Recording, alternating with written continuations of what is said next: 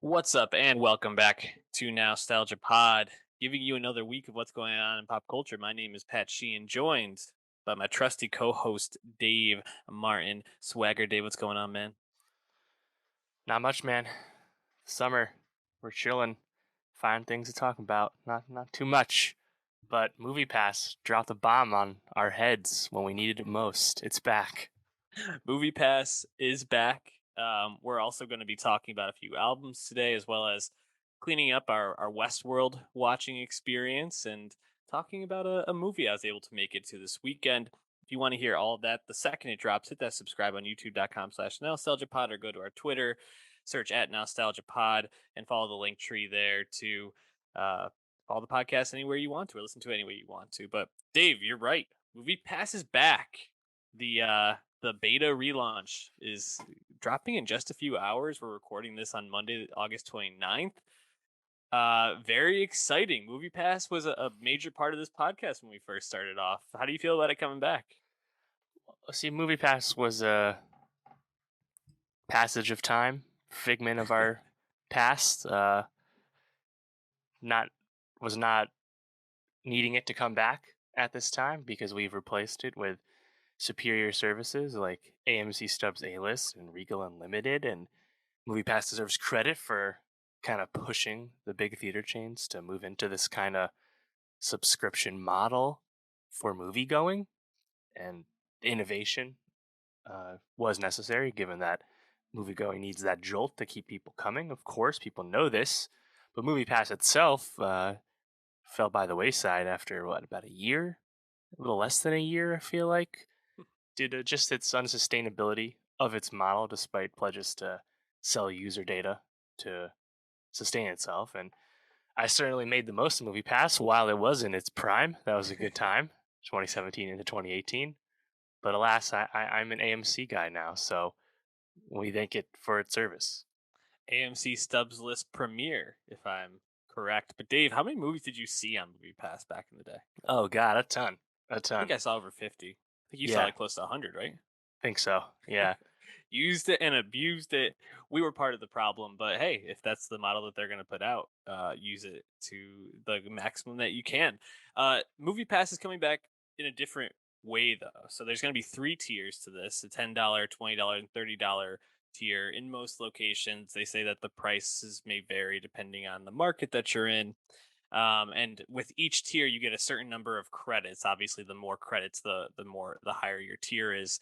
And these credits can be used for tickets to movies. However, if you go to see a movie on like a Thursday or Friday premiere versus like a Tuesday or Wednesday, matinee, it's going to be different number of credits that you use. So unlike the last time where it was just like the Wild West, if you can go see a movie that day, you could see seven in a week. Insane usage. This is a little bit more structured. What do you think right. about this model? I mean, I guess it makes sense because it's more realistic for something that can last. From what I Hmm. understand, MoviePass is under new ownership and has been for some time. So they've been kind of taking their time to figure out the future of MoviePass, and of course, the pandemic probably delayed that as well. But yeah, I mean, perhaps this will latch on to a certain degree. Be curious to see how well it's marketed to people that aren't on the internet. So I feel like past MoviePass owners will probably figure this out, but anyone after that, who can say? Um, but we're going to talk about a movie later that, despite ample opportunity, really flailed at the box office. It's hard to get people to go to the theater, and maybe this will look like the right option for some people. Hopefully, that is the case because anything to keep people going. But yeah, I definitely need to see how it goes and just see how the company operates for some time to see if people can put their trust back into it in some form. Yeah, it's as I think about it, if you're really like a big movie person, you probably have Regal or AMC's pass already. And so I guess when I think about the like maybe $10 level, kind of getting those like mid-tier movie people who maybe like don't feel loyalty to either company or just kind of maybe have a theater that isn't one of those big theaters near them that this can also be used for. I just can't imagine anyone who really likes movies that isn't already subscribed to one of those that's like, man, got to get this movie pass subscription. So I'm just really curious to see what kind of people end up moving towards movie pass as an option. But I definitely want to see it succeed. I really I appreciated movie passes pushing these companies towards the subscription model. I think it makes sense. You mentioned that there's been some attempts to try to get people into the movie theaters. I just want to say real quick, I saw George Miller's 3000 Years of Longing last night. And right before the movie, it's him talking about, you got to come to the movies. Thank you so much for seeing this in Mhm. theaters the way it's Right. supposed to be. You Tom see Cruise did this. the same thing for Top Gun. Yeah, exactly. You see a lot of people talking about this. And they're also doing a like cinema day coming up on the 3rd. What's it called? What's the official name of Like the thing? National Cinema Day or Yeah, movie something movie along movie those. going day or something like that. $3 Exactly. tickets across the board, multiple theater chains. Yeah, what do you think about this move? Well, yeah, great idea. There's nothing new coming out, you Hmm. know? Yeah, So that's like the issue for me too. It's like, that's what are people it, gonna go see? right. And even 3000 Years of Longing comes out, first George Miller movie in since 2015. To most people it's an original thing and makes no impression at all Hmm. despite no competition. I think it is hard to get people into the theater, and a lot of it comes down to marketing and the way you sell and position a movie, and it's very complicated right now, and it's a haves and have-nots thing. Perhaps a system like MoviePass, like you said, a $10 low entry, low cost level might get people to go and give non-franchise blockbuster movies a chance at the theater. We'll see. You know. Um, Yeah, I appreciate the attempt. I wonder if they might put some movies back in theaters for just that weekend sort of thing to try to draw more people out if they're able to like yeah. secure those rights or work something out. Yeah. Oh yeah. Believe Jaws is going to be in the theaters right now. E.T. was in the theaters a few weeks ago. Hmm. Rogue One has had a few IMAX showings right now. They're doing anything they can, the theater owners. But yeah, uh, September's just going to be a bit dry until Yeah. like Don't Worry, Darling comes out in a few weeks. it's it's interesting because it felt like we had so many big movies to be looking forward to. We really have hit this like dead period where we're still kind of waiting for the prestige movies to come out this year. And so I like the ideas that are coming out, but if the product's not there, people are gonna just stay home still. So the state of movies, a continued topic on this platform and on this program, but we'll be talking about it more when it comes. Let us know if you sign up for Movie Pass and what your thoughts are on it as it rolls out. I think we're gonna stick with AMC ourselves, but switching gears now to music, and we're gonna start off with K-pop, as it seems like we do every week now, because Twice dropped a new album, a short album between 1 and 2. And Twice. I think we talked about Twice before, haven't we? Not as a group, but we just talked about Nyan's solo debut. I'm Nyan. What Ah, month and a half ago? Nyan, the first Twice member to go solo. Twice a 9-member group, so there's plenty of opportunity for more solo work in the future, you can imagine. But yeah, Twice, I think you remarked at that time that you knew someone who worked yes, at the concert of their most Barclays. recent US tour, which was very successful. I know it sold out back to back days in LA, 20,000 people each time.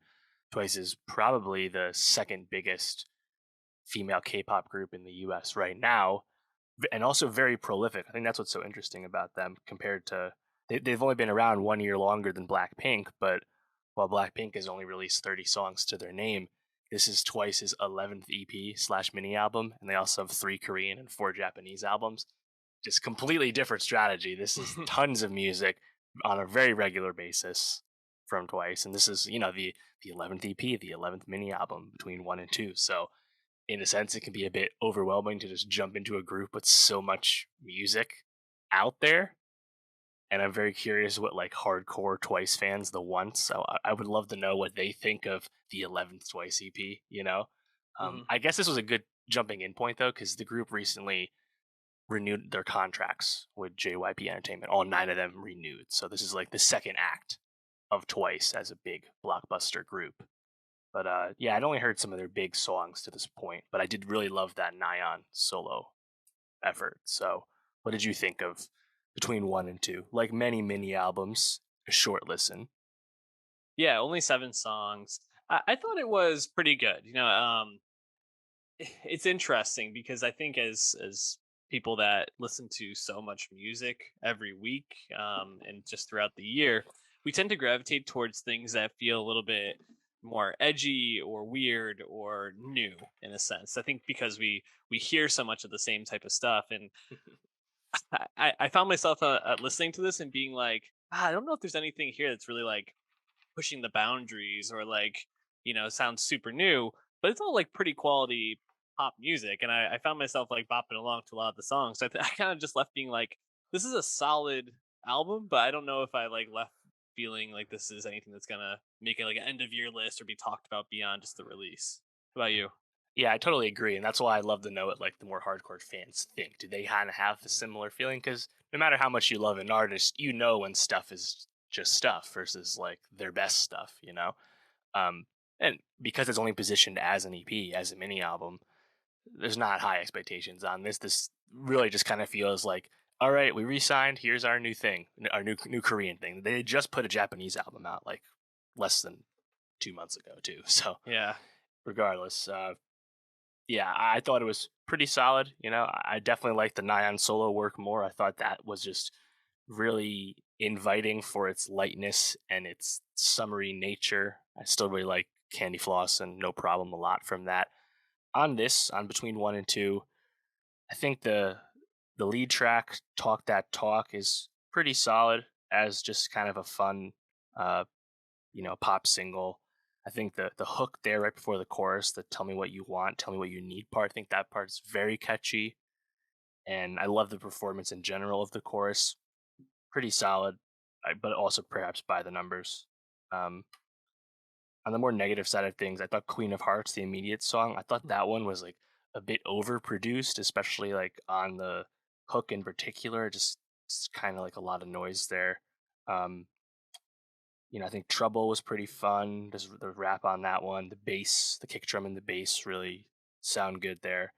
And then Yeah. at the end there, when we were kids, a much slower track. I actually thought the rhythm to that song, especially in the beginning, the build up was pretty good. Honestly, like I still was kind of vibing with it, even though it's an intentionally softer, quieter song. So, you know, other than that, I think it's pretty just another a solid release from a group that has a long track record of releasing at least solid music all the time, if not much better.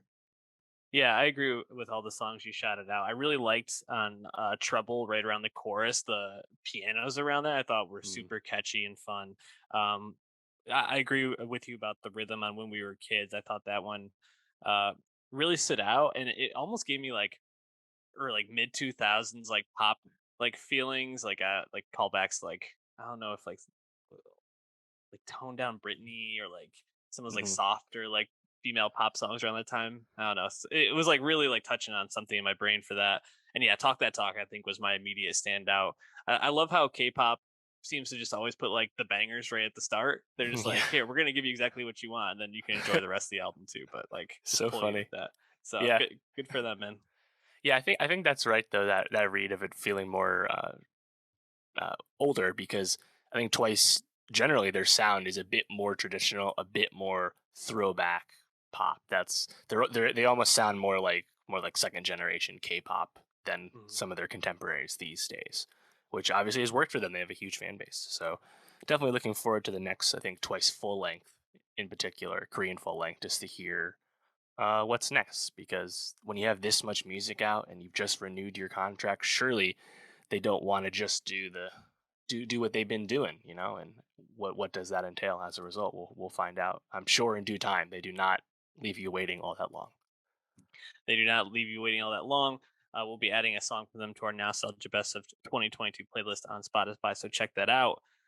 But Dave, The Will of the People, Muse's newest album. I believe this is like their ninth or 10th album. I believe ninth. Album 9. Jeez.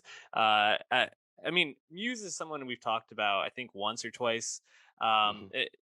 Fairly unremarkable, I would say. The what we've gotten from them more recently. Nothing that I found myself going back too much, but you know, listening to Will of the People actually made me feel pretty excited because I felt a lot of nostalgia because I felt like they were really trying to harken back to those early records like Absolution in 2004 or um what was the other one? Black Black Holes and holes. Yeah. Revelations from 2006 with this album. And I was wondering for you as someone that I don't think was like a big Muse head back in the early 2000s when they really started to like rise to fame. What was your just overall sense of this album in listening to it in 2022? Yeah, that's a great question. It's definitely a all over the place album, but that's what kept it interesting to me. I thought there's all kinds of songs and sounds on Will of the People. Definitely, I think one of the more intriguing albums I've heard from a legacy rock band in some time. Um, does that mean it's all good? Not necessarily, but it's at least all pretty interesting. And definitely, I think a lot more to think about on this than there was in the last album. We talked about Simulation Theory in 2018. Um, These yeah, and I, names I think at this point, themselves. Muse, just album 9, English rock band. They don't really have anything left to achieve beyond just doing this for fun and for money. They're just chilling. But, you know, they seem to have fun making this because I was entertained throughout the listen. Yeah, uh it's actually really nice to be talking about Muse and to just be really highlighting mostly things I like. There's only like two or three songs on this that I really was like, I don't want to come back to this or skip this or I thought it was pretty stupid. Um, However, I've seen some varied takes online. This has gotten a lot of positive critical reception, but among their fans, a lot like more mixed. I think some people feeling like this album shows like a lack of growth on their part. Some people I think felt like this was like an immature album, especially in terms of like lyrics and concept. Um, and I lean more towards I think agreeing with the critics because I think I found this to be a really enjoyable album that really plays to Muse's strengths. And after Simulation Theory, which I found fairly unremarkable and just kind of like drab, I thought that this was exciting. And a few of the tracks that I really like are right in the beginning, right? So Will of the People, a clear standout for me. I really like the chanting on that, and it kind of gets the album humming in a sense, really gets the energy up.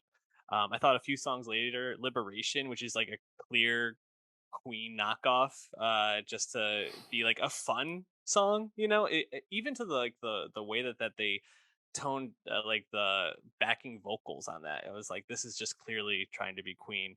Um, and then a few songs later in the back half of the album, Killer Be Killed and We Are Fucking Fucked, even though that's a stupid name and the lyrics I think are kind of dumb, I really enjoyed those songs because they just brought a lot of energy and they let Muse just like vamp on their musical ability, which is I think what makes them such a special group to begin with. So I found this to be a really fun album, but I'm wondering for you, like what songs were stuck out to you? Which ones did you not like? Well, I think you really have to just hammer home Liberation, the Queen song. This is a clear Queen homage. I think pretty obviously Bohemian Rhapsody at that. Just going for Freddie, and whether it's the vocal flourishes, the background vocals, the ups and downs, the build ups, like it's honestly pretty convincing and fun. I was like, wow, you just don't hear people trying to do that all that often. We've talked about this kind of pastiche slash homage when it comes to like Greta Van Fleet and Led Mhm. Zeppelin recently, of course. This for Muse as a one off, I think is actually pretty charming because they do it pretty well. And I was like, wow, hats off to that. I certainly wasn't expecting that. And then it's hilarious the transition right into the next song, Won't Stand Down, which is just completely different. Yeah. Uh, I thought that was really funny.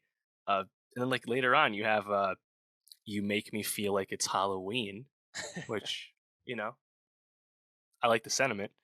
The electronic keys on that though, I was like, wow, this is just really cool and different than like a song earlier, Ghosts, How Can I Move On, the song right before, whereas like the vocal performance is just super different and it's almost more natural. So yeah, is it a bit messy? I think so, but it is kind of refreshing to hear this blatant genre hopping Mhm. from a group in this way, because I think all of it's working pretty well.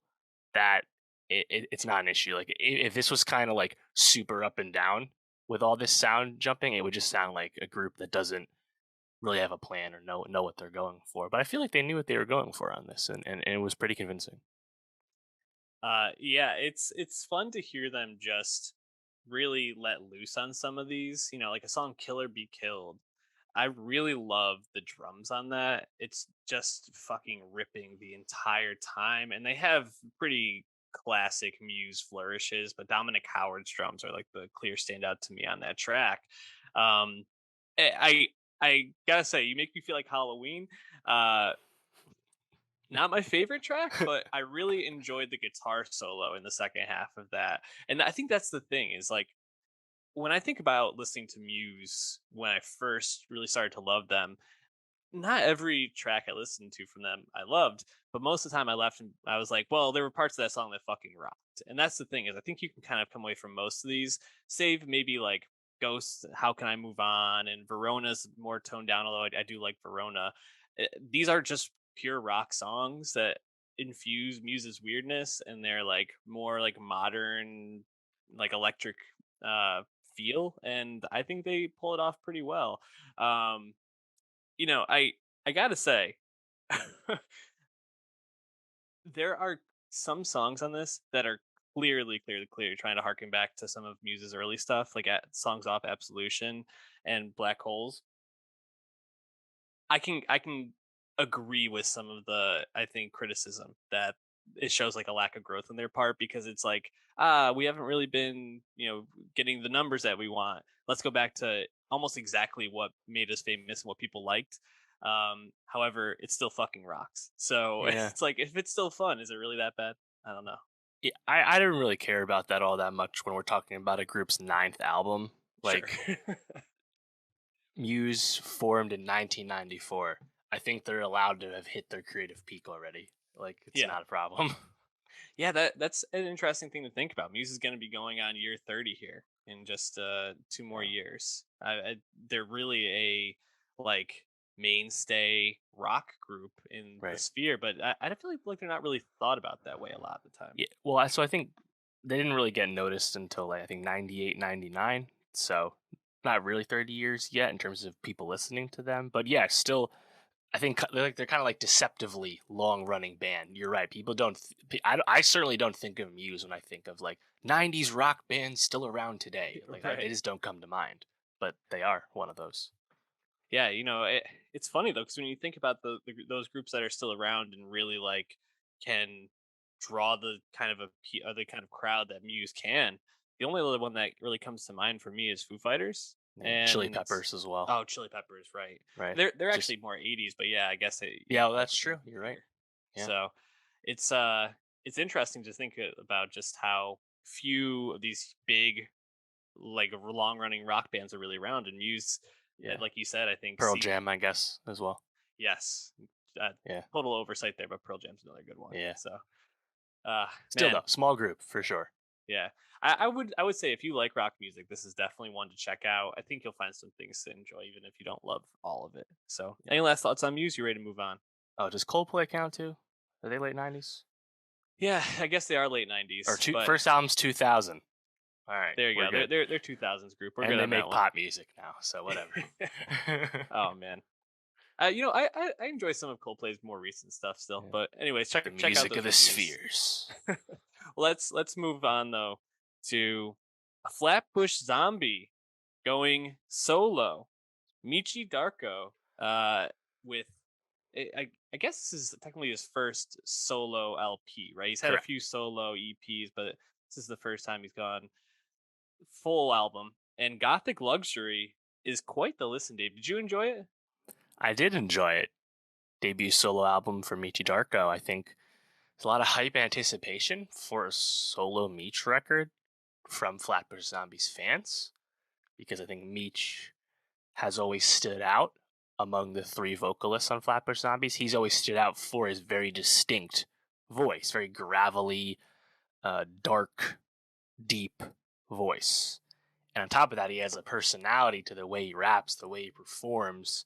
He's always come across, I think, as a very unique rapper. Been a fan for a long time. Flatbush Zombies been great for a long time, and kind of cool to hear Meech talk about Gothic Luxury coming to be in this time where the three of them, Meech, Eric, Juice, they're all cool. They're all just doing their own thing right now, kind of exploring their own things. And Meech pointed out this is his first time really rapping, not on beats produced by Eric the Architect. Like, this is not Eric beats for the first time, so it's different vibe. But for me, it still kind of felt like what I would expect from Meech from Flatbush Zombies, and I definitely liked it a lot. I think there's a lot of interesting stuff to revisit here because, as he also told Hot 97, a lot of longer tracks on this. He was like, all this hype and anticipation for years and years for a solo Meech album. I had to like really give it to the fans. I couldn't just make a bunch of 2-minute songs, and he certainly didn't do that. So, yeah, I liked it a lot. What did you think? It was definitely challenging, and I say that in the best way possible because I think Hmm. that there's like a lot to explore and to really re-listen to on this, and I think you can take it at face value for being an album that's just kind of dark and has some really great beats and some great flows from Meech on this, as well as I think a Right. couple of really top notch appearances and guest verses. But I think when you kind of like listen more, there's a couple of tracks that really get into some like heavy material and really like explore uh some difficult topics. And I really give him a lot of credit because when you're going solo, um it can be pretty easy to want to play this more a little right down the middle, but he really leaned more into I think his interests and his personal style. And I thought the record was a really well done first record. And there are definitely a few tracks I went back to more than others, but he's just a really singular voice. Like Mm. every time you hear him, you mentioned that gravel. He really plays it up on a few of these tracks, but it is so indistinguishable. It's like, oh, I wasn't sure whose verse that was. No, when Meech is rapping, right? And I think Yeah. that really comes across in this. Totally. Yeah, I think that's right. And I agree, like there's some songs I don't necessarily want to re-listen to just because they're dense or they're dark. He gets into the recent passing of his dad, killed by police in early 2020, and kind of builds on the fact that he didn't have a great relationship with his dad throughout a lot of his life and rekindled that later in life, and now his dad's gone. And how does he feel about that? I think you listen to songs like Kill Us All, where he's really getting into commentary on society and things like that. Perhaps more in an abstract way on a song like What If, where he positions all kinds of stuff about rap and culture and stuff. What if this? What if that? Tupac. What if Chance the Rapper was an atheist? Some of them are just kind of funny thoughts. But, uh, you know, on the other hand, there was what song was it? There was that one song where I thought some of his maybe it was Kill Us All, I forget. Some of his observations were a bit of like, it's like kind of rub your chin when he says some stuff, just kind of getting into a bit of like, oh, both sides are bad stuff, It's like, oh, you're not really saying much here, my guy. It's fine. It's fine. Because again, the way he performs is always just so convincing, It's like, Yeah. I don't necessarily need Meech to like write me a dissertation on society. I'm fine just to kind of get that raw emotion that is really more interested in getting out more than actually preaching to you in any way. So, and then I think you get something just a lot more inviting, like On God with Gangsta Gibbs. And it's like, I mean, say less with that one. Yeah, that was the clear standout to me on God. Really loved that. Yeah, obviously, you get a track on that as well. Yeah, It's a really great mix of talent and just energy. And then Lost Souls has probably the other really big guest verses from Busta Rhymes and Denzel Curry. Man, Busta Rhymes may be the only person that can like match him in terms of like vocal delivery. that's a And good point. I thought it was a really nice matchup, and it was so catchy, like that chorus that Denzel sings. It's really really well done in my opinion. Totally. Yeah, I feel like if I remember right, Denzel and Flatbush Zombies have a bit of a history together. They did this concert performance where they were in like a boxing ring or something. I want to say that was like a small tour or a one-off set or something. So they've been moving together for some time. Mhm. Um, but that was Denzel doing more of his more modern stuff. We got on the Melt My Eyes album earlier this year, more melodic. I'd love to hear Meech and Denzel just rap back and forth because we certainly know Denzel could handle that too. Um, yeah, I think there's just other notes like Proud of You. Like I just think Meech's flow is really good. The flow changes a lot on this album, which again combining with his voice, it just always makes stuff interesting. Hennessy and Halos, another one with awesome flow. Uh, yeah, I think Lavish Habits. I thought some of his wordplay on that was really fun. Um, Definitely got to listen a few more times, I think, to pick up on some of the more lyrical stuff. But Mhm. definitely feels worthy for the long-awaited solo album from Meechy Darko. Feels great for Flatbush Zombie fans that have been, wanting more music. We haven't had a proper Flatbush Zombies album since 2018. We had the EP in 2020 and the Beast Coast album, so it's been a minute. You know. Uh, that being said, I think this was definitely worth the wait. Definitely very interesting, and it's funny hearing Meech talk about why it came out when it did. When he picked August 26th, no one else had picked that as a release date, and then of course Jid dropped, and he was like, fuck me. But I think the hip hop fans can make time for both, certainly. Yeah, I think it's I think it's worth listening to if you enjoy, especially East Coast hip hop, but just hip hop in general. It's Hmm. definitely singular. The production being so dark, I think can be a turn off to some people, but I think it's pretty good. So check that out. Check out whatever song we put on our Nostalgia Best of 2022 playlist on Spotify. But you mentioned Jid, Dave, and he dropped. I guess this would be what's third. I don't know. It's hard with DiCaprio too, right? Is that another mixtape? Is that a I don't know. Like I how do think you? this is the third Jid album after the Never Story and DiCaprio 2, and then DiCaprio 1 was an EP or a mixtape of some kind. Third full length, third uh, Dreamville album Mhm. from Jid, who had a bit of a career pre Dreamville, as people know, such as being part of Spillage Village. We had the Spillage Village album come out in 2020. But DiCaprio 2 was a while back. That was 2018. So Mhm. it's been a long time coming for another solo Jid album. And I think his profile, his rating has rapidly risen between DiCaprio 2 and now. He's kind of like a must listen to feature when you hear Jid on other people's songs. Of course, always highlights of any of the Dreamville projects. A lot of anticipation for a new Jid record, and this one I think is cool to see him kind of close the book between his breakthrough project, the Never Story, with this titled The Forever Story. And I think he certainly lived up to the hype and anticipation. He was getting a lot of flowers online this past weekend, a lot of attention from other rappers too, which I think is always really cool to see. People just kind of shouting out their peers. Rich Brian was a big fan of Cody Blue 31, for example. Um, yeah, so I had a lot of hype for a new Jid record, and I think this one definitely delivered. Definitely a lot to stew on with this one, a lot to revisit. What did you think about it? Well, it was funny listening to this and Meechy Darko back to back because I think this is a much more palatable hip hop album, and I left very satisfied. I thought this was a really wonderful listen.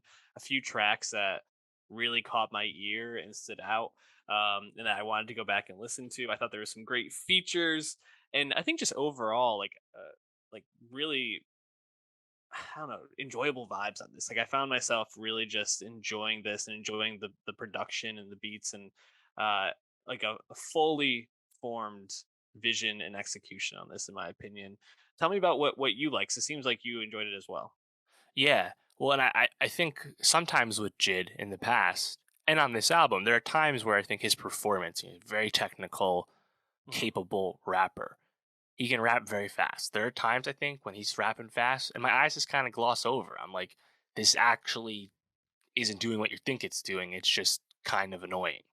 But because the production, I think, is really intentional and interesting, there's tons of beat switch ups, there's tons of flow switch ups, so many flourishes throughout these songs that nothing ever gets stale.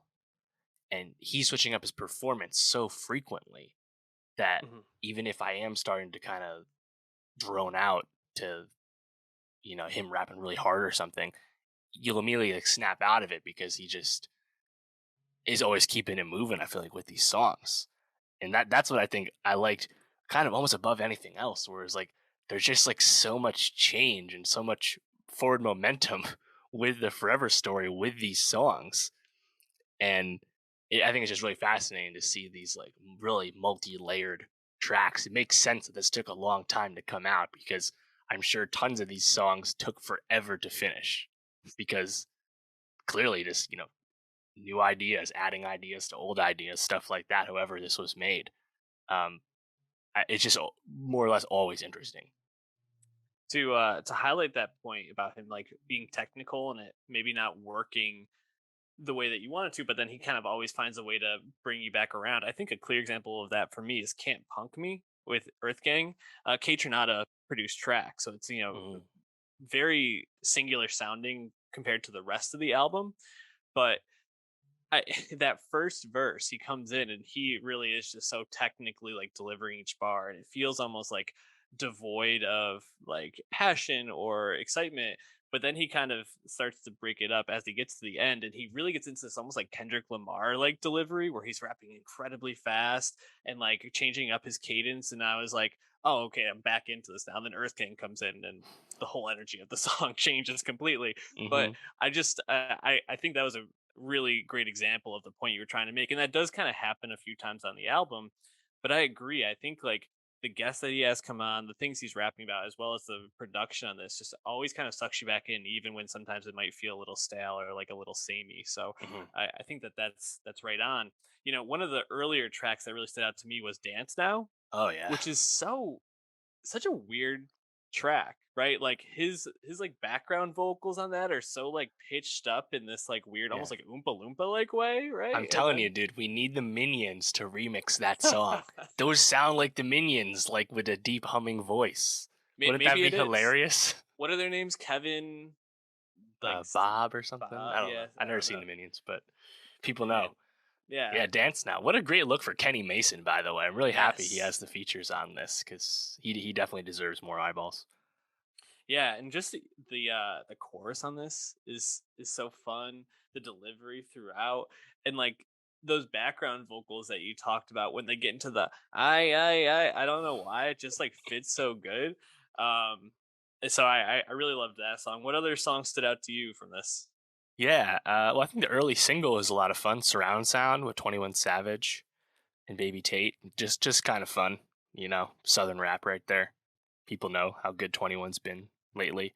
Um, Other features I liked: Can't Make You Change, Ari Lennox, Fellow Dreamville, Signy there. I thought Ari Lennox was really good on that. Honestly, one of my favorite Yeah, features from her in a while.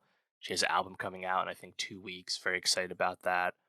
Yasin Bey, Most Def on Stars, I thought was really good. He's, I think, in his later years, a bit up and down at times, but I thought that was a good one. And didn't expect to say it, but I thought Lil Wayne was honestly really great on Just in Time. Usually, I don't really have much time for his stuff these days, but I thought that was really solid. Really fit the song. Lil Wayne sounded very clear. That was good. But even just Jid songs, I thought just from the jump, like he wastes no time and really telling you what kind of album this is. Because on like the first proper song, Radar, the way that starts and like it immediately flips and there's like this vocal dubbing back and forth with Jid's normal voice. Like it just, again, super interesting. Always changing up what it is. A bit more traditional towards the beginning. You have Crack Sandwich, where just really great beat and just a really great performance from Jid. And then like, oh wow, okay, really good. And then the song kind of flips and has a completely different outro. Again, yeah. always keeping it going.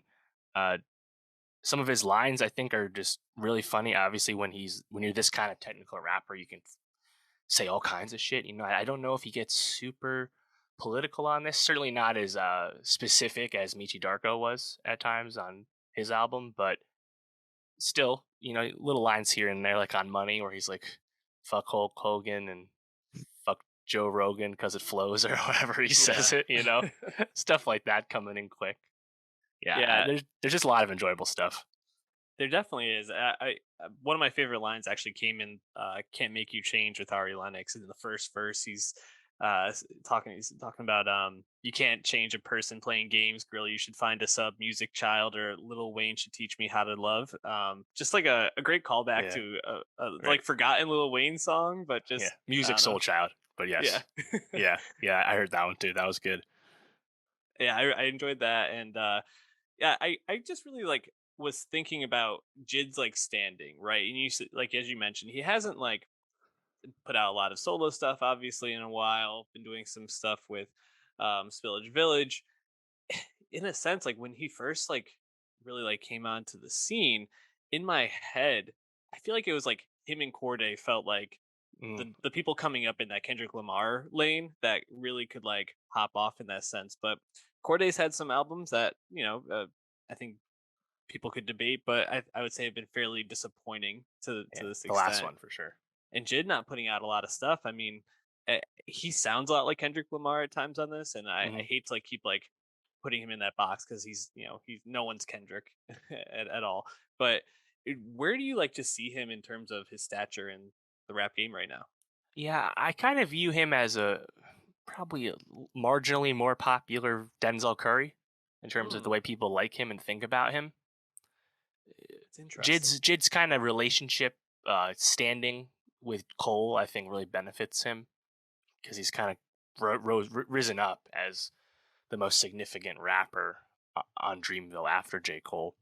And I think also because most of the other, big, like think about it, like Baby Keem, really close to Kendrick, obviously related. Like I think people would take Jid over Keem.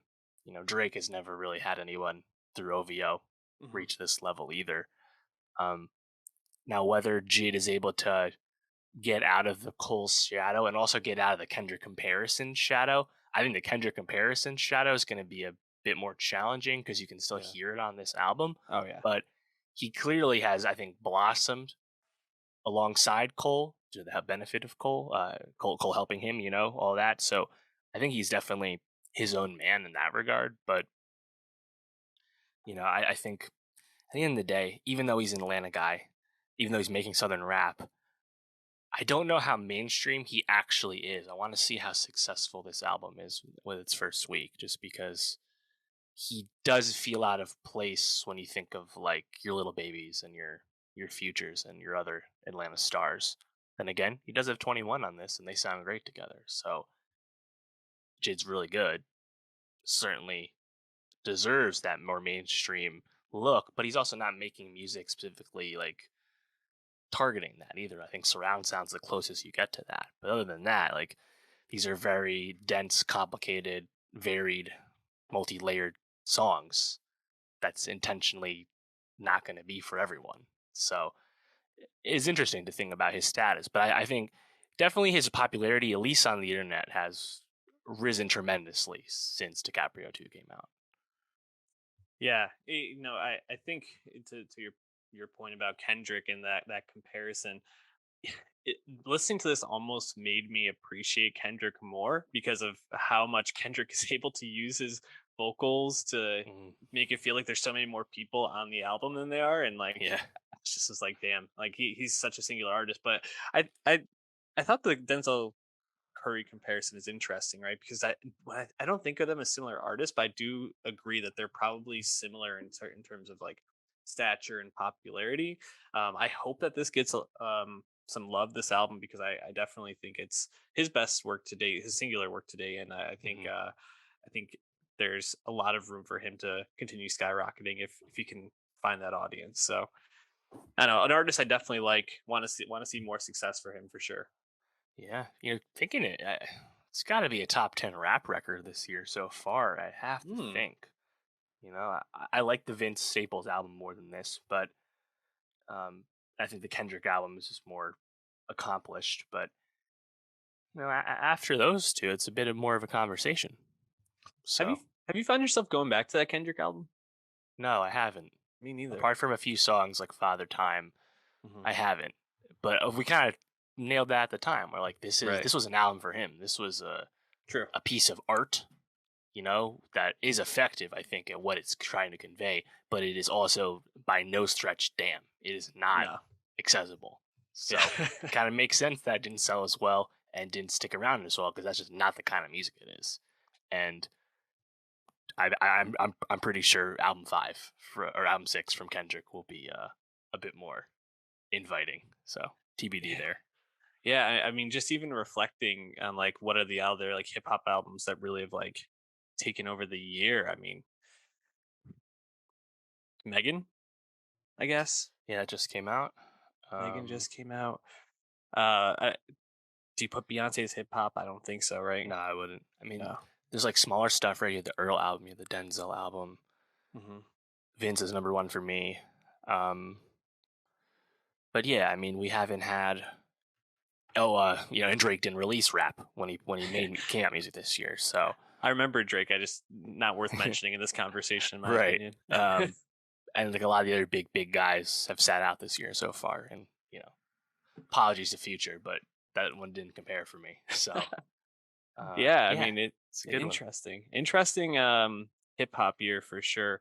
We'll be obviously talk about that as we get close to the end of the year. But let's move off of music for now. Check out our Nostalgia Best of 2022 playlist. But Dave, Westworld season 4 wrapped up a few weeks back.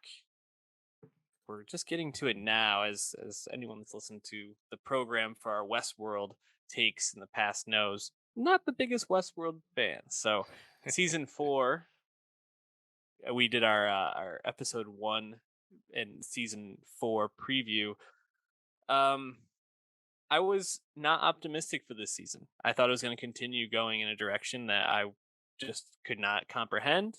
And they actually surprised me because I found myself by the end of the season feeling like I understood a bit more what was going on. I thought they simplified things enough where I was like, this is a lot easier to follow and to enjoy. And I think instead of it being like it, keeping this mystery of who's against who, who's on what team, who's trying to accomplish what, they really distilled it down to like 3 different factions, and Hmm. that made it so much better to follow, in my opinion. So, and I think giving us more Tessa Thompson really elevated the season as well. So they made some really good choices to try to save Westworld. Now we'll talk about if they were able to do that at the end of the review. What was your just general take of season 4? Yeah, I agree. Definitely surprised me. Probably the second best Westworld season after the first one. I'd Yeah. have to think. League's better than season 3, which I completely lost both of us. But yeah, I think making it much more coherent also really benefits the dramatic stakes that have been very uneven throughout the run of Westworld. Inevitably, when you have these hosts that can be healed, repaired, come back to life, it's hard to invest in the immediate danger that they often encounter because they can just bounce back. And they still do that on this, but I think it's at least a bit more convincing, a bit more dramatic. And that whole host versus human conflict, I think, was a lot more, a lot simpler to grasp and therefore invest in. Still a flawed show, still a show that had some subplots I didn't care for, but I thought it was much more convincing as kind of being that more openly science fiction series that it had transitioned to in season 3. And I think it actually kind of ends in a solid place if it wasn't renewed for season 5. It has not yet actually been renewed for season 5, 2 weeks after the season 4 finale. So I guess that's TBD there. New management at HBO. Maybe they want to cut some costs and look at the Westworld ratings. I don't know, but there's probably a reason we haven't heard anything yet. We'll find out. Mhm. But it actually kind of ends, I think, in a solid way. It's. Do I think Westworld's super profound? No, I don't. But I was at least a lot more entertained with this one. I think that's just because, like you said, some of those core storylines are just easier to get into. And Tessa Thompson, just with the hard carry this season, like Yeah. really, I think convincingly doing a great job. And Putting the uh, team on her back. yeah, I think my favorite stuff though was early on the uh, Maeve, Caleb, Tandy Newton, Aaron Paul stuff early on. I really liked that. through like with the season 4 reveal where we have these two timelines and Maeve gets killed and then we see her get dug up in the future out of the sand. I was like, oh wow, this is actually pretty fun. This is pretty good. I liked that a lot. Everything with Tessa was great. It was actually kind of fun to see two Ed Harrises, host Ed Harris and normal James Delos, trapped. He's not Yep. actually dead. Could have fooled me. I thought he died at the end of season 3. Whatever. Who knew? Yeah, actually, to your point, and I believe it's episode 4, Generation Loss, where Maeve and Caleb are trying to take down, Ed Harris and Tessa Thompson, Charlotte and aren't no, who's Oh, that? The Men in Black is James Delos, yeah, Delos. Thank you. right? Yep, and basically it gets to this point where you find out it's just a simulation, and Caleb finds out that he's a host. He's been a host. They've run the simulation like hundreds of times. It always kind of goes this way. And I thought that episode, because it also brings together the two timelines like you talked about with Bernard and Caleb's daughter C. I thought that was maybe the episode of the season. Not only incredible set pieces and incredible like chase episode and like just like James Bond-esque setup, but the like reveal of Caleb actually having died in the past, and Hmm. him being a host now, I thought was really effective. Yeah, And obviously I thought the relationship between him and Maeve, like that friendship, was really one of the highlights of the season for me, character wise. So I thought that was definitely one of the best episodes they've had since season 1. And yeah, I think a lot of the early stuff, although I did like the penultimate episode a lot, where like they're trying to like infiltrate Charlotte's like lab, and right, Bernard setting up some plan and all that stuff. I thought that was pretty well done too. right. Let me correct that too. The Men in Black, Ed Harris, is actually William, not William, you're James right. Delos. James Thank you. Delos was Peter Mulan's character from that like one flashback episode. Yes. So was Tessa still Charlotte Hale, or wasn't she just Dolores now? Like, kind of confused. Like she Eh, used to be Charlotte Hale, but isn't Charlotte Hale dead? I don't know. I know that at the end of the season, um, they she was calling her Hal. That Right, right. what's her name? Why can't I think of her name? You just said it. Evan Rachel Wood's character is calling her Yeah, Hale. So Dolores. Yeah, yeah, Dolores is calling. So I figured she was still her, but I don't know. yeah. It's But that's the thing. I actually thought it was still compelling enough, entertaining enough that I didn't have to really worry about like if I knew some of those details, I could just kind of roll with it. Um, the stuff I didn't like was really everything with like Dolores Prime with Evan Rachel Wood. Like you kind of see where that's going. I think a few episodes before it's fully revealed, but like everything with her reality, and then you have James Marsden coming back as Teddy. Like all of that just felt like a waste of time, like spinning of the wheels before she inevitably, you know, gets comes back to prominence in the finale. And I feel like more than anything, it's like they just kind of need something to do for Evan Rachel Wood because she's on the show and part of the cast. And it's like, well, her character is effectively going to be serviced in its villain form by Tessa Thompson. So what do we use Evan Rachel Wood for? So they just kind Mhm. of had her do this thing, regaining her memory, which apparently was her own plan, whole plan all along, which is whatever. But like, it's just kind of dull, compared to like being with Caleb and Maeve, or watching Ed Harris go to the golf course and hit lots of hole in ones, whatever it was. Yeah, and man, what a waste of it. Ariana DeBose, huh? Oh Like yeah, just playing her friend who pops up here and there in some episodes, and yeah, I thought that was just puzzling use of her. Another character that was just totally wasted, and I don't think the show's ever figured out how to really use her, is Angela Seraphine's Clementine. oh yeah. I I have mean, no like, idea what's going on with Clementine. she just like pops up every once in a while, and she's like either like maybe bad or maybe good, and like you Yeah, never know. And at the she end was of the pretty clearly season, bad this time, but like I I guess, just still like she's just kind of there. yeah, and, like even at the end of the season, like obviously she's bad and she's trying to kill Caleb, but I like Yeah, wasn't even fully sure of her motivation. She's just like a henchman at this point. yeah. I don't know. Kills Stubbs, right? Did she kill Stubbs? Yeah, I Luke think so. Hemsworth. Yeah. And But like also another character that's just kind of yeah, there. he's just there. Yeah. But like kills in quotes. Like we see Bernard, we see Jeffrey Wright get domed, we see Tessa Thompson get domed, and then we watch her come back to life in the next episode. Like there still are no stakes at all, especially when the one human character left, Caleb, actually turns out he's a host now too. It's like I you know. just kind of have to go with it. Like are there any humans left that we know? Because Charlotte Hale's dead. Original Man in Black William is now dead, and I don't. Caleb we learned is dead too. Like Oh, his daughter, right? oh, his daughter, yes, new character this season. Yes, that's about it. Um, Whatever, I don't yeah, care. It's I just don't really care either. Yeah, I do feel like it left off in a place where it could be a series finale. Do you think they'll pick it back up? The ratings really dipped this season. if they do, I think they pick it up for one final season. But Yeah.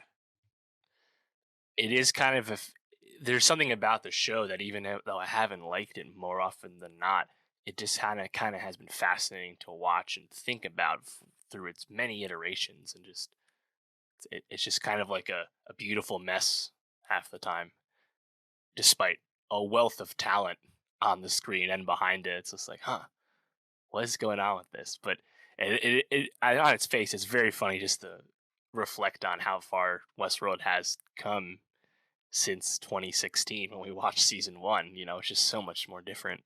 Hmm. And at least I think they found themselves in these huge changes, partially through simplifying it, but also I think just making it just a bit more dramatic through that simplification. So if it doesn't come back for season five, I don't think I'll, I won't cry over that spilled milk or anything, but I would be curious to see how they would wrap it up with one more season.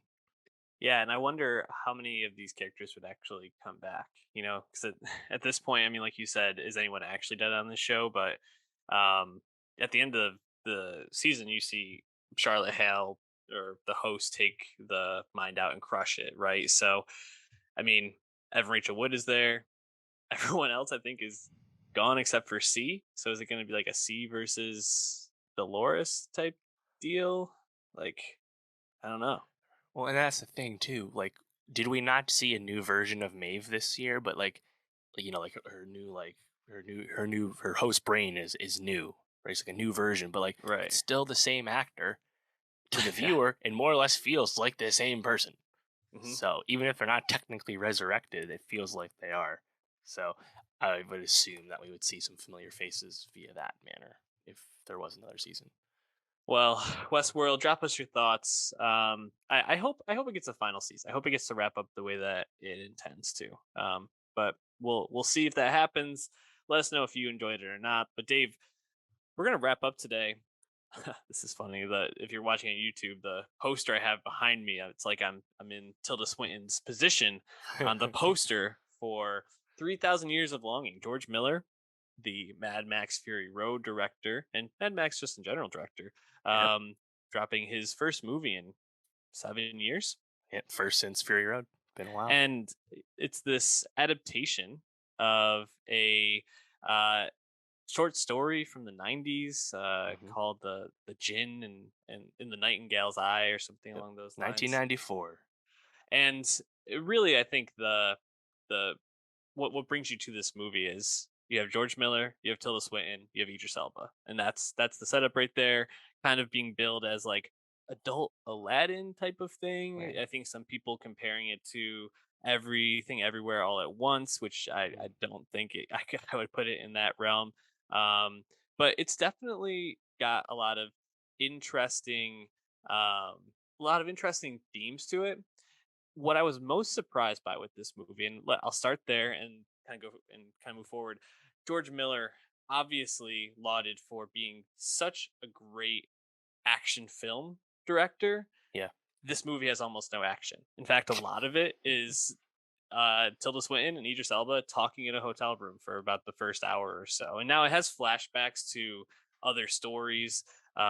Tilda Swinton is this this narratologist. She's studies stories, and is a very well respected scholar in the field of ancient stories and themes, and how stories, were kind of the science of the past, ways that people made sense of the world. But as stories, we understand science better now, we turn less to stories to help us understand the world. And it's interesting because it kind of starts off as a bit of a ghost story in a sense, where in the beginning she's presenting, she has this vision that comes to her while she's presenting, and she passes out from this vision, and then goes back to her hotel room after stopping at like this local gift shop, and I think she's in like Turkey or something like that. And no, sorry, it's in Istanbul. And she is just cleaning. This is like a side note. She's cleaning the this bottle that she gets with a toothbrush that turns out to Mm. be her electric toothbrush. Which I Oh. was like, that's a weird choice to use your own electric toothbrush to clean off this souvenir you bought. But I guess whatever, do you? British people not always known for their dental hygiene. That's a stereotype, but um, It's a it new one it to was me. just it was a off-putting it was an off-putting part of the movie to me. But anyways, genie comes out, this jinn from uh thousands and thousands of years ago, from the time of Sheba and Solomon, and he proceeds to tell her, that she has three wishes. Ah, And classic. yeah, classic, right? This is the whole Aladdin setup. But really, the story takes a turn, because while you think it's going to be about what are the wishes that Tilda Swinton's character, who I keep calling her Tilda Swinton. I should say that the character's name is Alethea. I think they actually say Alethea, which is a bit off-putting because I never heard it pronounced that way. But Alethea, in her wishes, instead it's actually about Jin and his Hmm. three incarcerations as a genie in his life. Oh. And he tells the first story about how he was Sheba's like confidant, and I think he was actually like a cousin to her technically, and also a lover, which is like a bit of a strange dynamic. But those times were different. And he talks about Solomon's courtship of Sheba, and how Solomon's powers were actually what made him be imprisoned in the bottle to begin with. Then moves forward to 100 years, or I believe it might even be more than that, where he then is found by another very powerful person, and he tells the story of, um, you know, their use of him to like, actually, he wasn't found by a powerful person. He was found by someone who used his powers to get connected with a powerful person, who then ended up getting killed for whatever reason, and then he's put back in the bottle. And so this is actually his fourth time coming out of the bottle. Hmm. At least Oh, 3,000 years of longing to this point. exactly. The interesting thing about the first half of the movie being all about the Jinn is you get these flashbacks to these period pieces that are really interesting, and I think well designed, and very like cool to be in these ancient temples and palaces, and kind of going through history in that sense. The second half of the movie is more so about Alethea's decision to use her wish to basically make the Jinn love her the same way that she loves him. And she ends up bringing the Jinn back to London with her, and they, have this relationship, they have this romance. And while I think um, certain aspects of it, are interesting, and certain ones aren't. And it's also a bit, I think, complex, because there's points where you kind of question the Jin's existence, and if it's actually a Jin. There's some other like magical things that go on around it. The idea of our own stories, Alethea being this person who had had a marriage before that didn't work out, and how that impacted the way that she was able to love others now, and how she found happiness now, and how her relationship with the Jinn kind of highlights her own personal journey, as well as how the Jinn's like magic and his ability to be in this world is heavily impacted by things like the television or the internet or radio Mm. waves, because instead of stories being passed from word of mouth, now everything's passed through transmitters and through waves in the sky, and he's affected by this. And so it's kind of interesting to think about the metaphors of it all, and what George Miller is really trying to pinpoint with this story in terms of his own meaning and his own storytelling. So I found it to be a really thought provoking film. I didn't love it. It felt a little slow, especially in the first half. The Mm. second half, when they finally move in together, I'm a little bit more intrigued by it. I think because I just didn't expect the movie to go in that direction. But overall, I think that this is definitely one worth seeing. And if you get Movie Pass and you get your credits, go use it and check this out. But Dave, do you plan to see this one? Oh yeah, totally. I just scheduling screwed me here. I feel bad because the 3,000 years of longing, George Miller's first movie in 7 years, very poor box office and very disappointing. Despite no competition at the end of August, this movie made 2.9 million in its first weekend in over 2,400 theaters. Theater chains actually asked for a bigger release than they were originally planning at United Artists due to the lack of new product. And despite that, the movie still really flopped, which is tough. It's going to be a big loss for sure. 60 million budget, but yeah, George Miller is just kind of a funny one, right? Four Mad Max movies, two Babe movies, two Happy Feet movies. Here we are. 3,000 Here we Years of are. Longing. In a sense, it's exactly what people asked for, more or less. Original story. It's an adaptation, but it's uh, unfamiliar to, I assume, damn near everyone. And you got a genie involved. It's very fantastical. You'd think this is something that would entice people. Maybe it was a marketing problem. Not really sure, but definitely gonna be checking it out soon. And yeah, it's interesting to hear anything compared to Everything Everywhere All at Once this year, given how wild and uh, out there that movie is through its whole runtime. And it sounds like 2000 Years of Longing is not quite at that level. Like you said, has a very slow start. That's definitely not like Everything Everywhere. No, definitely not. And I'm interested to see how this how this does when it gets to like a streaming service. Is this is a movie that by the end of the year more people are talking about? Because I do think Elba and Swinton are really strong in this, and I could see this maybe getting some more love on end of year lists. But I definitely feel like this is one that's gonna slip through most people's radars until it hits the small screen. Yeah, Unfortunately. I saw someone on Twitter say that in 10 years, people will pull a speed racer on this Hmm. movie and talk about how much they love it and how underrated it was, even though nobody went to go see it at the time and actually support it. I like that take. I think that I can see that happening for sure. Anyways, that's going to wrap us up there for this week, Dave. What do we got for next week? Yeah, we got, I think, two big things. We have What We Do in the Shadows ending, we have Youngblood album, but two big things: 2022 Emmy predictions, and on Amazon Prime Video, the premiere of Lord of the Rings, The Rings of Power, the $1 billion investment from Amazon. Will it pay off? I have a lot of hype anticipation. I hope it does. Well, hit up the Twitter at Nostalgia Pod. Follow the link tree to follow the podcast any way you want to there. Subscribe on YouTube at youtube.com/Nostalgia Pod. And again, follow our Nostalgia Best of 2022 playlist. Summer is coming to a close, but the content is heating up. So stay tuned. Peace out.